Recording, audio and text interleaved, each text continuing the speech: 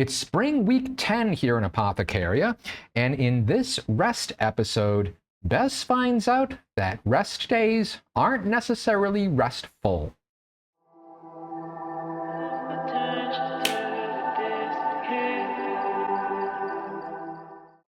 Hey there everyone, welcome to Drawing Expressions. I'm Parz, and yeah, first off, the intro music changed. The outro changed as well, so I hope you enjoy it. Yeah, so yeah, week 10 rest episode. So we've come a long way, baby.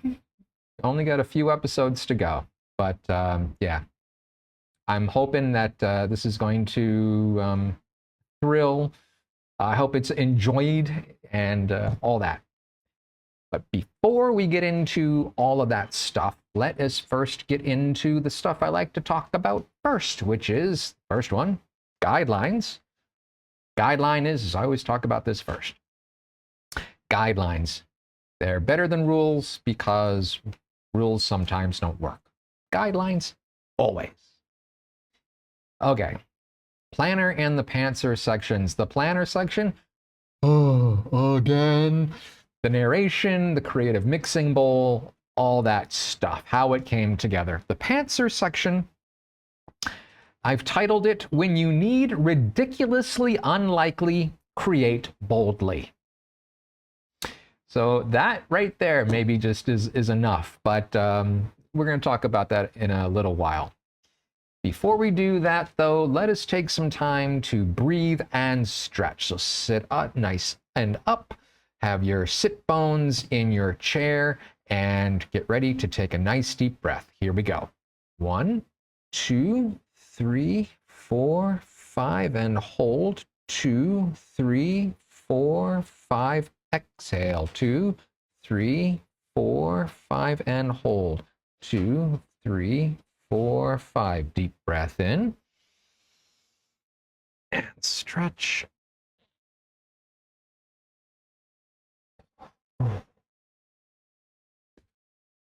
Okay. There we go. So just so you're aware, I've got a little rescue kitten named Petal who is swirling around, down around my feet and in toys and whatnot. So if Cat suddenly shows up in scene or you're hearing stuff, that's what's going on. Yeah, she's swirling around. So, not swirling around like in a bowl, but twirling around. Twirling. Good word. Okay. Anyway, let's just kind of dive right into the narration. This one is called Starts with a Whirlwind, Ends with a Nut. A whirlwind. It's been an absolute whirlwind. And a certain someone who can safely be called my favorite bard in the world sits at its center. Wherever she is, song seemingly bursts forth. We can be walking in the woods with no one around for kilometers, and then, seemingly out of the air, there's music. Aside from the various fairy folk who can appear, the birds themselves change from simple calls to songs, melodies, harmonies, even percussion. Although, to be fair, the percussion is more often squirrels banging nuts together, deer scraping antlers against trees, or frogs croaking, or this girl is like music magic incarnate. And while I continue to gawp and gape, she just joins in like it's the most normal thing in the world. I guess it makes sense that, for her it is, but it still blows me away. She just watches my jaw drop and laughs. Such joyousness. Pure effervescence, and it's so infectious. Admittedly, I like my quiet, my calm, my solitude, but I can't help be caught up in her energy, her fun, her joy. She's been playing at the Copper Fox regularly, consistently drawing crowds, and those crowds are growing, which makes sense. The spring festival is approaching. Vendors and exhibitors are slowly but surely arriving, setting up tents, wagons, and even little mobile homesteads outside Hyde Rannoch's decaying gates. A lot of what is being vended is food, all sorts of things being served, some roasted over flavorful wood, others marinated in different types of sauces and rubs. Most of them are mouth-wateringly delicious. Of course, there's always that one stall that sells something that, enjoyed by some, is heart-stoppingly, disgustingly, ugh, which, for whatever reason, is mobbed by teenage boys daring each other to eat more of whatever it is that they're serving. Anyway, I've been spending time at the cottage keeping it up, but also spending a lot of time in town. Aside from being a rapt listener as Bess plays, I also help a lot at the tavern. And during that time, I've been able to catch up with Bob, Francie, Robert, and Madame Hightower, along with starting to mend bridges with Madame Wintergleam, my herbology teacher, for all of an hour or two a couple of months ago, and initiate relationships with others like Mrs. Ruffage, the old witch's cousin. And maybe all this conversation and healing of relationships would have happened naturally, but I can't help but think that Bess somehow was helping things along. The only people I consciously avoid was the mayor and his wife. Aside from the mayor doing nothing to help stem the rumors that his actions had started, his wife, the more I saw and heard, was even more toxic than him. For instance, on reflection, it seems suspicious that she disappeared right after I cured Bess and didn't start appearing in public again until after her cold, or whatever caused her to dab at her nose repeatedly, was gone. Just one day, days after staying in her house out of public view, she stepped into the tavern, frowned when she spotted Bess, and made some sort of disapproving noise when she started playing her mandolin. But there was no dabbing at her nose or any other sign of sickness. But her voice sounded like it had been abused, like she'd coughed a lot. It seemed likely Bess had been cursed by this hateful woman. Note to self, talk to the spirit of the cottage about my suspicions, and discuss setting up protections. I don't want to be attacked by anyone, but in particular not by someone who's malicious, perhaps even malevolent. But enough about that situation. Let's talk more about Bess. Like how last night, during a break in her playing, she came up to me, put her arm around my waist, snuggled up close with her head on my shoulder, and just stayed there. It was close, comfortable, even a little bit exciting. I think my body language just melted into that casual contact. My insides were grinning like an idiot. And then later, after everything was done for the night, she stopped me before I headed home and said we should do something tomorrow. Which was, I think, really today, because it was so late. Anyway, my heart leaped for joy. It's amazing that I slept at all. Soon enough, either tomorrow came, or today continued, or the sun rose. That I am sure of, and Bess arrived riding on Marvin. I was so happy to see her, and considering how that poor donkey must have been put on a tether or in a stall, I was happy he'd be able to wander and roam and stretch his legs. "I hope you don't mind that she started. "No, I'm glad he's here. He won't be any trouble at all. Very welcome, and I'm sure he won't be a bother. So, thank you," Bess exclaimed. Through all this, Marvin just stood there, watching, almost like he was waiting. For what, I didn't know. And then I felt a weight on my head. "Good morning. I hear you have a lovely day not yet planned." Mouseye, the mysterious, the mischievous, the mercurial, the now standing on my head and bowing low to Bess. "I wondered who first greeted me when I first arrived." Then she stopped and looked at me in confusion. "Is it okay for me to address your familiar directly?" Before I could answer, Mouseye said, "Of course, and please address all concerns and complaints to me directly out of anyone's earshot. Compliments should be given to my mistress. The more detailed, the better." Bess laughed, and then stopped when Mouseye said, "May I address Marvin directly, or should I talk to him through you?" Like I said, Bess stopped laughing. But Marvin started. A donkey's laugh is quite the sound. It's like a hee-haw on repeat, but with hooves stomping on the ground besides. "I told you they knew." Marvin's voice is deep, sonorous, almost mournful, but as easy to understand as anyone else. Bess looked at me. "You knew?"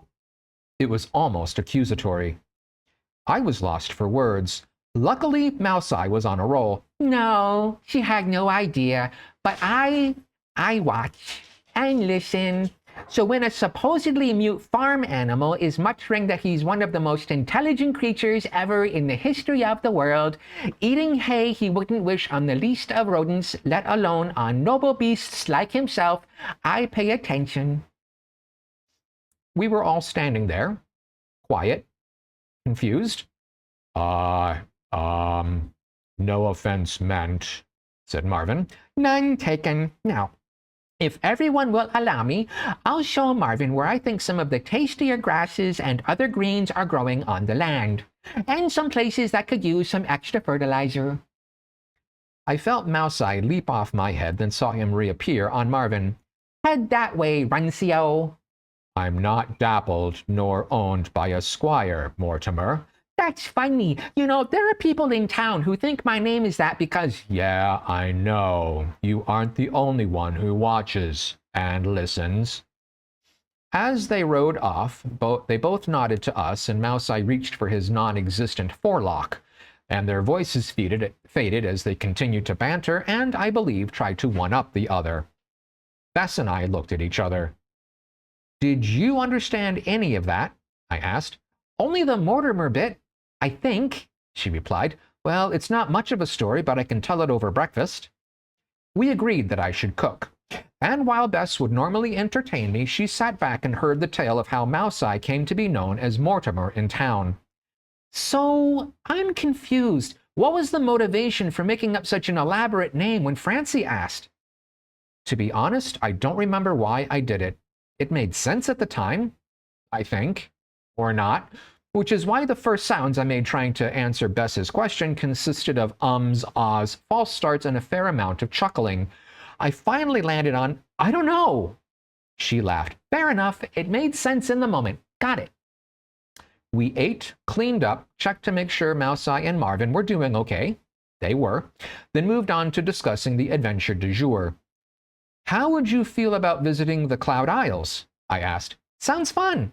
Are they isles that are seemingly made of clouds, but are otherwise properly on the ground?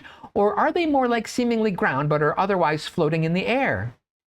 If I say the second option is much closer to the truth, would that be okay? Sure. Why not? Let's go. Which is how we ended up in front of the cottage, vapor trail ready to board, and the two of us getting ready. If it's okay with you, I'd like to do something a little different today. You game? Bess gave me an uncertain smile. Sure. In for a penny, in for a pound. I had her stand on the bristles, facing front, with me standing behind with my arms around her waist, keeping us close. And then we lifted off, more like hovered, just a few meters above the ground. I felt her relax as she got used to the sensation of standing and flying. And then I had the broom start on our way. The only difference between my usual flying and now was the gentle way we gained altitude. It took a little longer to get up to the Isles, but it was fun and relaxed. Bess enjoyed seeing the lands around the cottage and High Rannoch, and then seeing the undersides of the floating islands closing in closer and closer. I shared the story about my balloon trip with Madcap, and it was as wonderful to share this time with Bess seeing the Isles for the first time. It allowed me to relive my first time and also to understand what Madcap must experience every time he brings someone new to this magical place. And in that spirit, I whispered in her ear, "Your wish is my command." She looked over her shoulder. My wish is to land somewhere like that island, that big one over there. Moments later, we were on the indicated island. She breathed a sigh of relief, then kissed the ground. Was it that bad? I asked, concerned I'd gone too far with my desire to share and show off. She laughed. I got used to it after a bit, but it's nice to be able to walk around and sit. We settled in and looked around. The islands made of cloud nestled in cloud. It was amazing. We took it all in, walked around, explored the forest growing on this bit of ground. What an adventure! Sweet! Do these islands ever crash into each other? I don't know. Why? That island over there is getting awfully close. I looked where she was looking at the approaching island. I had no idea if they collide, but better to be safe than sorry. I ran to where Bess was standing, called for Vapor Trail, and had her grip the broom. Trust me on this. Don't let go of the handle. We're going to take 3 strides towards the approaching island. Ready? 1, 2, 3. On 3, I had the broom gently lift us above the land. It was effective, but awkward, the two of us gripping the handle of a flying broom as 2 land masses bumped into each other. And it was interesting watching as the smaller one, the one we jumped towards, crumple a bit, becoming smaller with the pieces of debris floated off. The bigger island, what we had been standing on, had a small ripple, like an earthquake, run over it entirely. I wondered if this was how the various islands formed, collisions and joinings and calvings and whatnot. I started wondering if anyone knew the history, the science, sweet? Bess's voice, normally filled with confidence, sounded a bit panicked. Hi there, I'm not sure what the plan is, but would you mind doing it soon? I realized that I'd sent us towards where the smaller island had come from, but hadn't adjusted to where it was now. We were currently holding on to Vapor Trail as we sailed through empty air. Sorry, here, let's do this, I said as I aimed the broom towards the smaller island. A few seconds later, we were on firm, or at least floating, ground again. As we touched down, Bess went immediately onto her knees and kissed the ground. Then, looking at me amidst a bit of laughing, which held an uncomfortable amount of hysteria, "Ground, I've never fully appreciated the importance of your job until this moment." And then she half folded, half collapsed, ending up on her back, arms outstretched like she was maximizing contact with the ground. "You sweet, do you show all of your guests this good of a time?" I stood there, dying inside. All I'd wanted to do was to show Bess my world, and here I was scaring her, panicking her, disappointing her. Which is when I more felt than anything else, Bess gently hugged me. "You are a daredevil, an amazing daredevil. You kept your head, kept us safe. I mean, yes, scared the bejeebers out of me, but you..." Her laughter, thankfully, had lost its edge. "How about we agree that we have no more adventures today? Is that okay?" I was just about to agree when another adventure reared its head, or baaed plaintively is more accurate. Stepping out from behind some rocks, a sheep slowly, shyly approached. Baa! Bess and I both began asking each other, ourselves, and I think the air, how a sheep had gotten onto this island.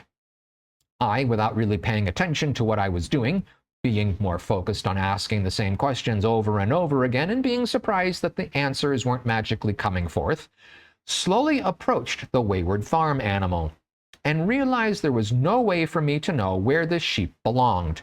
It did look similar to one I'd found on Moonbreaker Mountain a few weeks ago, but I'd had Mouse Eye there to translate. Here and now, I just had me. Half jokingly, I asked Bess, "You don't happen to speak sheep, do you?" She thought I was fully joking.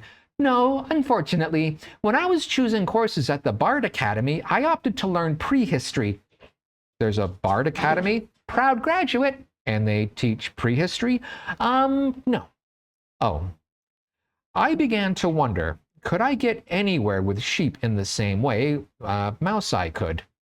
And so I started to focus on Mouse Eye and his ability to communicate, on the sheep and its language, on Bess and her ability to transcend language with song, and on the spirit house and its ability to harmonize with everything.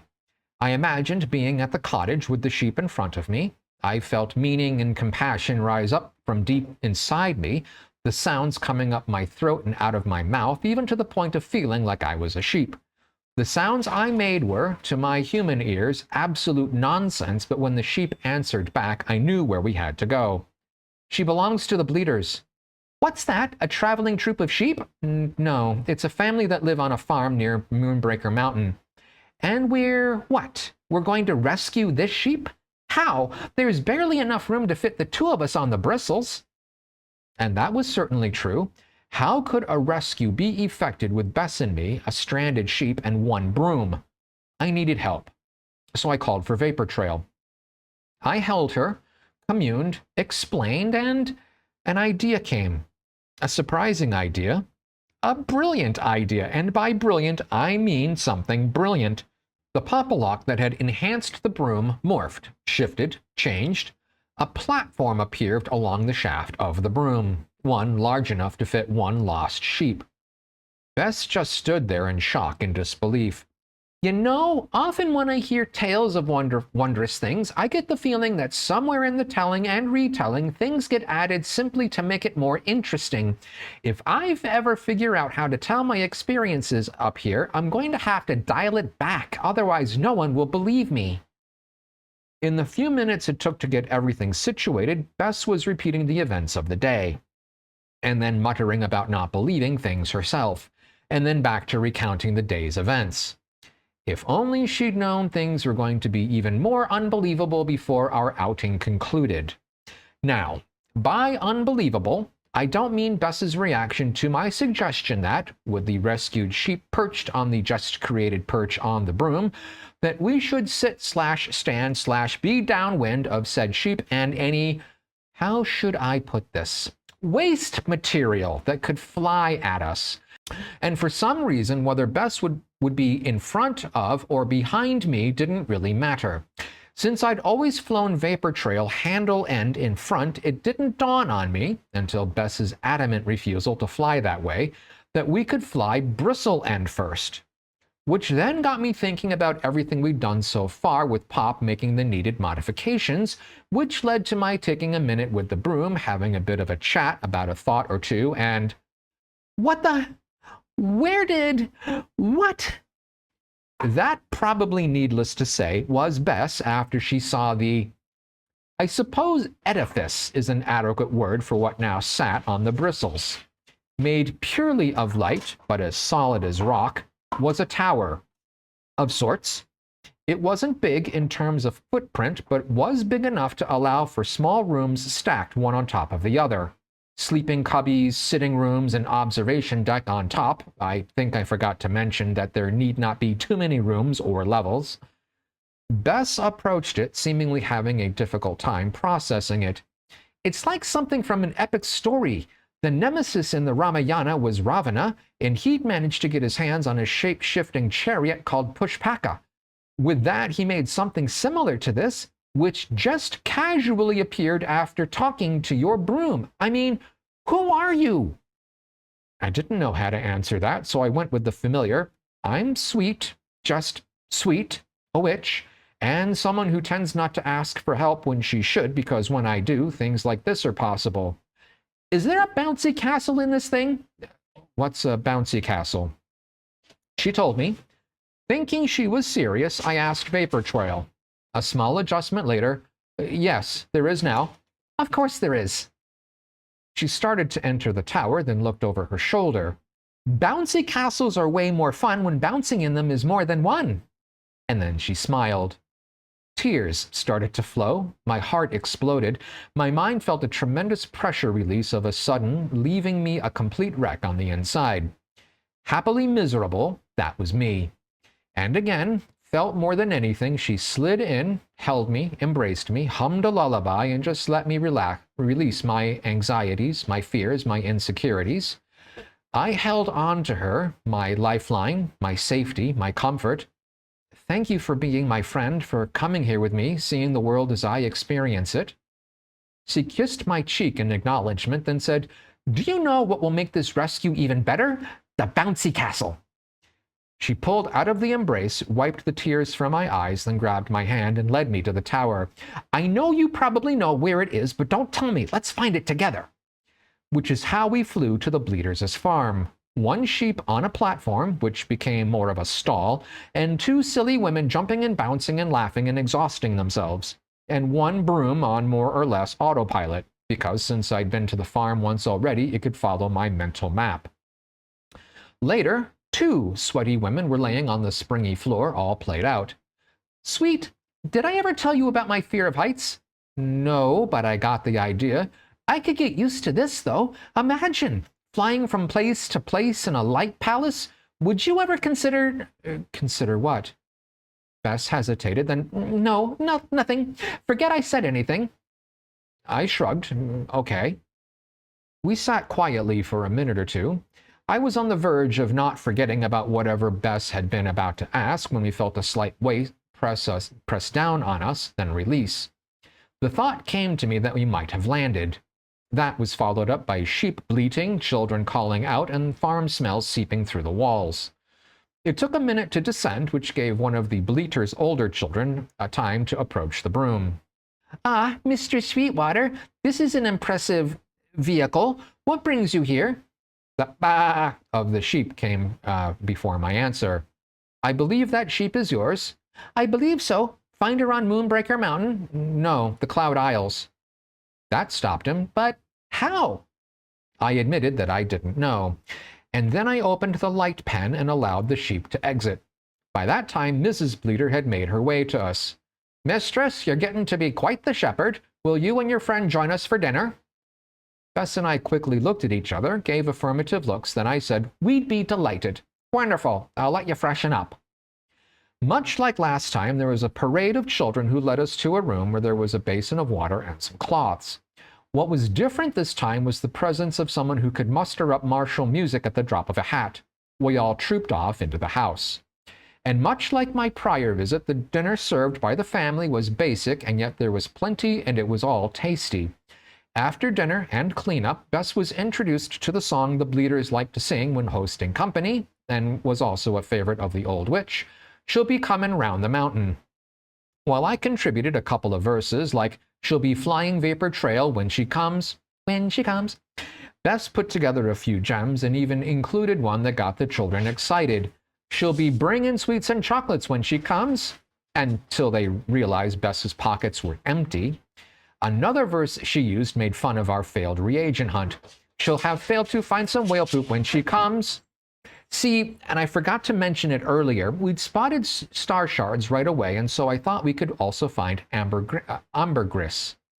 Technically, ambergris is a whale excretion, so it could be whale sweat, or whale eye mucus, or it's whale poop. And despite looking high and low for it, and we found plenty of things that looked like ambergris, but weren't, we didn't find any. Bess, oddly, seemed relieved every time we didn't find some. Weird. Anyway, the Bleaters very politely offered to have us stay the night. Bess and I declined at the same time, which really was a bit weird. I mean, I know with Vapor Trail I can get home from anywhere and do so safely, and by special request do so in a bouncy castle. Bess, though, she seemed unusually anxious to not spend the night here. I had told her on our way during the sheep rescue about the group bed and how it had been a bit cramped but otherwise very comfortable. However, in the end, we both were in agreement about not staying. A couple of the younger daughters begged us to stay, with another one saying she was glad I wouldn't be snoring in her ear. We bid farewell, climbed into the much less elaborate broom, and headed off. We sat in a small enclosed space on the bristles. It allowed us to feel like we were flying through the dark of night, but without the cold wind cutting through us. It had been a long day. We were both worn out. Vapor Trail was taking us towards High Rannoch as smoothly as can be imagined. And then I saw the sky move. It was like the field of stars in the sky were jewels sewn onto a blanket, and then it had just been smoothed out. I was suddenly awake and heading up to take a look. Bess was reclined into a cozy corner of our space. She looked up at me. What's up, Buttercup? I told her I'd spotted something odd and that I wanted to check it out before we got back home. It was probably nothing, but I thought it important to make sure.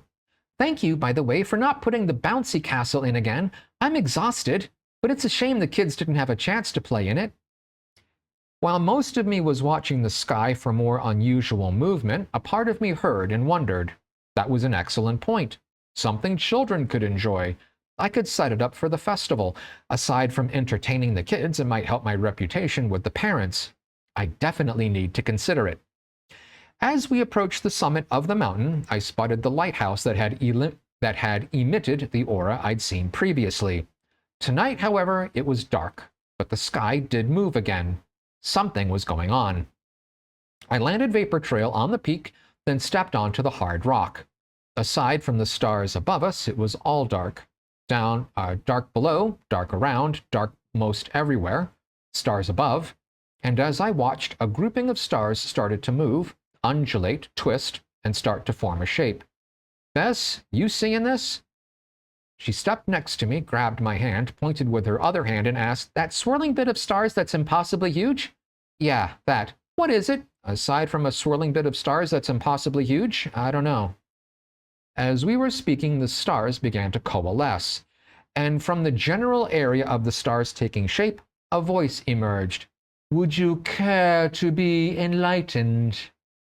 Gulping a little, I addressed the starlight. Yes, please. A shape began to form, large, serpentine, winged. A dragon. Bess released my hand and performed a deep curtsy. How may we address you, O Grand One? The laughter that shot forth was intense but not aggressive and changed as the star shape changed from dragon to human female. Of course a bard would know the lore about dragons and massive egos, she said. The voice was now rich, sultry, one that any orator would envy. And a witch will wish to know what parts of me could be used to treat human afflictions. The answer to that is none. Or perhaps that's not entirely true.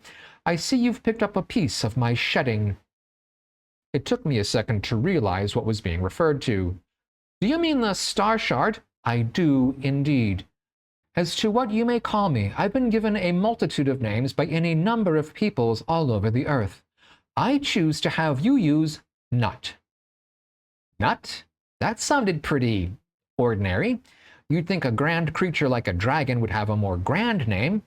As I thought that, I lapsed silent. Bess, however, was in her element. What peoples use that name for you? People who live many thousands of kilometers away, in a desert, who cluster around a life-giving river. They call themselves Egyptians. Then she changed topics. To what do I owe the honor of this visit? I spoke up. I saw the sky, wrinkle. I wasn't sure why, so I decided to take a look. Starry eyebrows raised. Indeed, without knowing what could possibly cause it, and certainly without any ability to fix the sky, you came up here anyway. Yes. Nut? The entire universe reverberated with her laughter. You are as audacious in person as what I've observed from up high. I wasn't sure if that had been a good laugh or a bad one. My deepest apologies if our coming here disturbed you in any way. She looked at us. I watch the comings and goings of all things from up here. The Egyptians revere me as a god, to the point of believing I swallow the sun at dusk and give birth to it at dawn. I've watched mountains rise and fall, rivers etch the landscape, forests grow and die off. But what I don't ever experience, and here she paused, is conversation. I see, but am too far away to hear. I observe, but can only guess the meanings behind actions. You are a welcome distraction. Which is how Nut, Bess, and I conversed for most of the night. And by converse, I mean that Nut was full of questions about the whys and wherefores of life in and around High Rannoch. What was a little strange was the lack of questions about Bess and I individually, as if she knew that some questions she might ask could breach our respective privacy. So I guess, while odd, once I realized what she was doing, I was grateful. Which, as I'm writing this now, I'm not entirely sure why I would be grateful, since I don't have any secrets that I'm aware of, but maybe Bess does. Whatever. Anyway, we talked for what seemed like forever. But as the light of dawn began to glow in the east, Nut said, It appears I'm getting ready to give birth to the sun. Before it rises into the sky and obscures everything, let me bestow gifts. Nut reached out and brought into view something. It had a body and strings and other things, all made of individual points of light. Play it only in darkness, but however you wish. Thank you. May I try it? Nut nodded, and Bess, I don't know what exactly it was that she played, but it sounded like something only royalty, and not human royalty, would ever hear. Glistening stars fell from twinkling eyes. That was magnificent. Thank you, Bess. To me, Nut gave a crystal. This is called a moonstone, harvested from the moon. It will purify potions. After a few uses, it must itself be purified. You must discover the purification process for yourself. Like the moon, moonstone can be fickle, changeable, and cloak things in layers of shadow. I curtsied, not as elegantly or smoothly as Bess, but with genuine emotion and gratitude. My apologies, Nut, but I have nothing to give to you. Your curiosity has already given me a gift. Besides, who knows when the needs of a dragon, even a star dragon, might require a skilled witch. We bowed and bobbed, and with all the social niceties observed, I followed Bess for pretty much all of it, we got onto/into Vapor Trail. She lifted off, and I pointed her home. Sweet, you said, and it feels like ages ago, that my wish is your command. Is that still true? Absolutely. Then my wish is that I pass out here and now and not go through all the trouble of going to my wagon tonight. Is that okay? It's your wish, my lady, so therefore my command. I felt a change in Vapor Trail, the floor becoming softer like a down-filled mattress, and layers of warm blankets materialized. A pillow sprang up from under her head. And join me? I looked at her. She'd been through a lot today, said her eyes, and a sleeping companion would be a welcome way to bring a bit of normalcy back to her life. A second pillow emerged next to Bess's, and I slid under the covers next to her. She threw an arm over me, whispered a thanks into my ear, and quickly gave herself up to a much-needed sleep. Before I dozed off, I instructed Vapor Trail to land on the cottage grounds and to let us sleep uninterrupted until we were ready to wake up. I just wish Vapor Trail wasn't so easily convinced to allow a nosy mouse and a grumpy donkey to disturb us. And that is the end of the episode. Okay, so that felt like that was a long episode, so let's get a little bit of breathing and stretching in, shall we? Let's take a nice deep breath. Here we go. Stretch.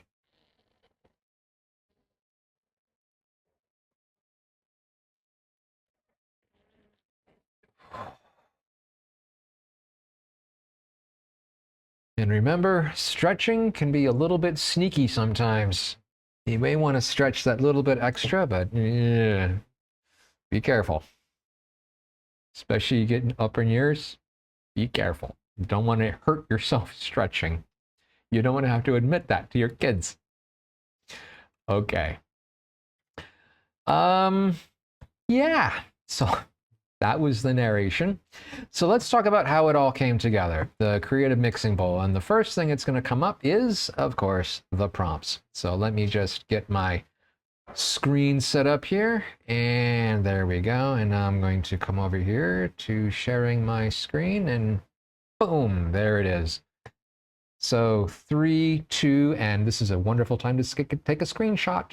1, and here we go. Back to the room. Perfect. All right. So let's talk about some details. So first off, this is a rest period, so you always have 6 actions within the rest period. So one of the things that we did is we went to the Cloud Isles. And the prompt we got for being up on the Cloud Isles is that you find an animal, a large animal. I think it's just, yeah, a large animal up on the Cloud Isles that could not have gotten up there on its own. Okay, so that could be a whole range of things, right? Given that we also had in that list the old witch's prompt about the song, her favorite song, because that did come up again as a prompt. I thought, why not combine the song and then the animal and have like a repeat of finding a sheep, just like we did back a few weeks ago, and then take it to the farmer, the bleeders, right? Because it was a fun place to be. And I thought, let's go ahead and revisit that, but revisit it with Bess and have those different elements come in because she is there as well. So that was one thing that I wanted to bring up. And the other thing is that in regards to the prompt that comes up from going to Moonbreaker Mountain, is that we had the Star Dragon make an appearance. And the Star Dragon, what's supposed to happen is that you climb to the top of the mountain and then you encounter the Star Dragon there. we're flying around on a broom. So how do we adjust that prompt to make it work in this story? We do it while we're flying. We just fly to the summit. More or less the same thing. And then the dragon gives the gift of the moonstone. And then I wanted to have a gift also for Bess. And so she got a musical instrument as well. Okay, so that is pretty much the bits that I wanted to bring up here with where we went and what we did.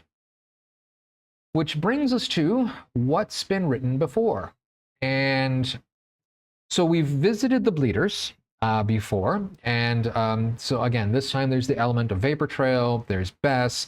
And so we have an opportunity to take what had happened and sort of meld in what you can expect, and then have elements on top that kind of like things are going to change because Bess is there, and also because vapor trail is there.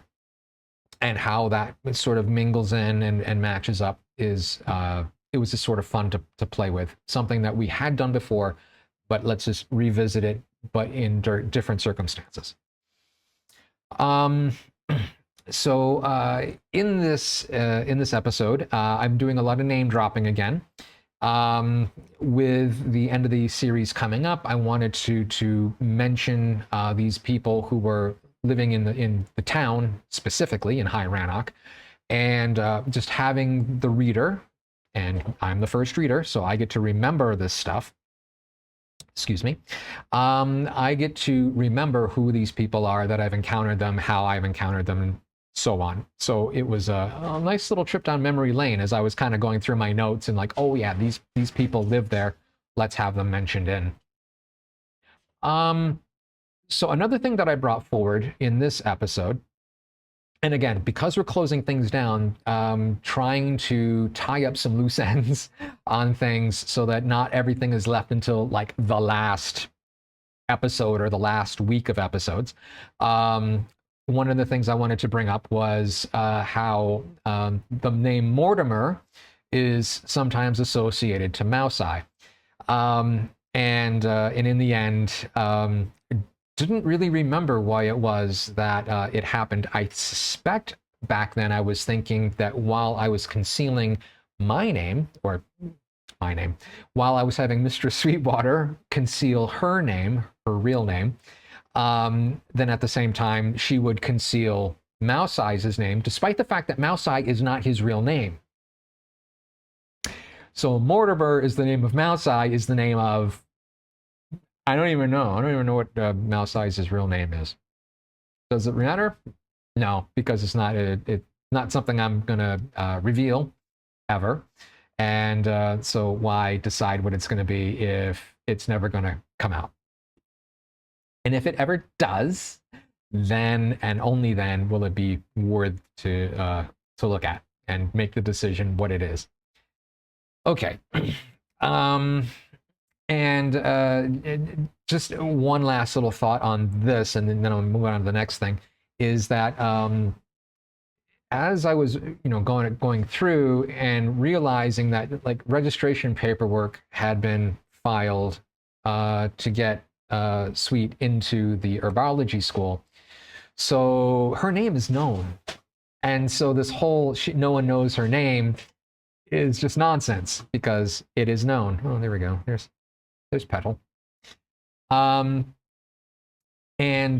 yeah, so her name is known. So this whole try to keep the name not known, it's known. And it's gonna come up later. Okay, last thing I wanted to bring up here is that the "your wish is my command" motif that, or the phrase that showed up when Madcap flew Sweet up into the air, up to the Cloud Isles, having that kind of come back around again and having Sweet use it with Bess. I just thought there was a nice little, callback to that adventure that she had when she first went up to the Cloud Isles. Anyway, so that brings us to the imagination piece. So the first thing is I wanted to write a bit of backstory into this episode to kind of catch people up with the activities that were going on. So Bess has been playing in the Copper Fox. Sweet has been doing, like, doing her caretaker and potion making stuff. And it's not part of the current timeline. And so I did not draw any prompts for that particular period of time. I just wanted to do it straight, like a little backstory kind of thing, kind of get us into the mainstream of the narration by bringing up what happened prior or between the Cure episode that you heard last time and this Rest episode. I wanted to cover that period in between. And I really like how it came out, where you can play with a period of time and not have it be part of the main narration, and so in effect be prompt free. That all you're doing is just sort of using heavy amounts of imagination and drawing upon bits and pieces that you've written before, and that way you kind of bring things up to date, and then you take it further and you use the prompts at that point. Okay. Who knows what when? Keeping information out of someone's possession can be a fun way to reveal things to said characters, especially since the reader has probably already figured out what is going on or strongly suspects it. So this whole thing about Marvin, who has the ability to talk, Sweet has no idea. Nothing's getting mentioned because everything is from Sweet's point of view. So, and I chose to not have Mouse Eye share it because Mouse Eye does not share. So to have it all revealed in one boom is, I thought, a fun way to sort of surprise Sweet and have her be able to react in a way, and have everyone just sort of play with that. So you've got all these different things that are happening just by having one piece of information revealed that they didn't know. Okay, next bit. How might the Cloud Isles have become isles? Why isn't it just Cloud Isle, like singular? Might they crash into each other and calve and all the other splits and combinations and whatnot? So how would Sweet, whose curiosity can divert important attention from more important matters, react to finding out? And how about Bess, who's afraid of heights? Right, so how do we address that? It's something that's not brought up in the guidebook. And so I thought, well, let's just sort of address it and show off a possibility of how it could work. There could be different ways, right? You could have, like, I don't know, a volcano and it's spewing ash, and the ash coagulates and becomes, heavy, and then it floats off, and who knows? I mean, it can be anything. But I just thought it'd be a fun way to play with one possibility as to how at least there's multiple islands. Okay, next bit. When I found myself needing a lot more room on the broom, and I'd already allowed Pop to create a modification, and given she's been absorbing a lot of magical power from the broom, why not have it be able to become way more than anyone would ever conceive? And definitely took inspiration from the Ramayana, which is a Hindu story of the hero Rama. And so look into that if you so choose. Another bit that I pulled from history / religion / mythology is Nut, the goddess of the sky in Egyptian culture. So she's the one who has her hands on one horizon and her feet on the other, and she just arcs over, and she's got the stars dotted upon her. So I thought that would be fun to play with as well. Bring in a little bit of history, mythology, ancient culture. Lastly, I wanted to also have the relationship between Sweet and Bess move forward. That the friendship is deepening and it's also becoming more romantic. But I find that it's not romantic in a ooh, gross porn sort of let's just do things together. This is more of a friendship, companionship, support type of thing, where attraction is being found through trust and support and politeness and appreciation and these types of things. So these are elements that I wanted to bring forward in their relationship as they are getting closer together. Okay, so that brings us to the pantser section, and yeah, what I have titled, When You Need Ridiculously Unlikely, Create Boldly.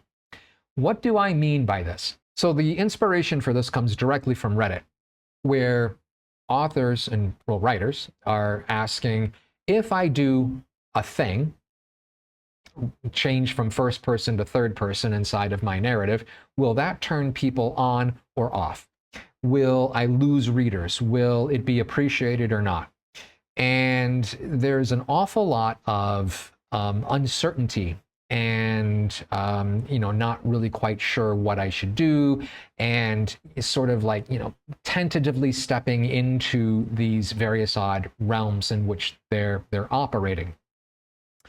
And I'm going to come out and say that in the instances that you need something, especially in like fantasy, where it needs to be ridiculously unlikely, like having a tower grow up on some bristles, and then you got this edifice that's just like flying around and it's all light and made of stone and whatever. Do it boldly. Buy it. Buy yourself into it. Believe it. See it in your mind's eye. Don't start writing it until you can feel it, until you can believe it, because the reader will be able to tell that if you are not fully on board, you're going to be writing in, it's going to be embedded in your language. I'm not fully on board with this. I don't really believe what it is that I'm telling you. You got to believe it. You got to believe it. There is no other way to put it. You gotta believe it. It is your reality. It is your story. If you don't believe it, spend some time with it so that you can believe it, or find something that you can believe and then put that in. But write big, write bold, write ridiculously unlikely, and just unapologetically do it. So thinking about it in a slightly different way, just for a moment, right? We're talking about confidence. Right? The confidence that comes from, I have seen this thing, I know this thing, and I know it exists, at least in my own mind, and I understand how it's working, so I can write it down confidently. You say it confidently, it becomes believable. Confidence can do a lot of things, so use it to your advantage. Use it for good. use it for creative writing good, and write something believable that you believe in, and that once it's written and you believe it, it will be believed by your readers. Okay. The last thing I want to say on this is I see a lot of aspiring writers worrying about how readers will react to things, including the ridiculously unlikely. If critics criticize your work, let them. This is all about you and your creation. Let the critics write their own stories. Yeah. Anyway, that, I think, pretty much covers everything that I was looking to do. So let us go over to the drawingXpressions haiku, the last line of which is proudly sitting on the screen right now. A creative space, holistically supportive. Please like, share, subscribe, please. And with all that said and all that done, thank you so much for being a part of this journey, for listening so far. There are 4 episodes after this one, 3 for week 11, and then the epilogue. So I really hope that you will ride along for the remaining episodes in this series, and that you'll enjoy it. So until then, bye for now.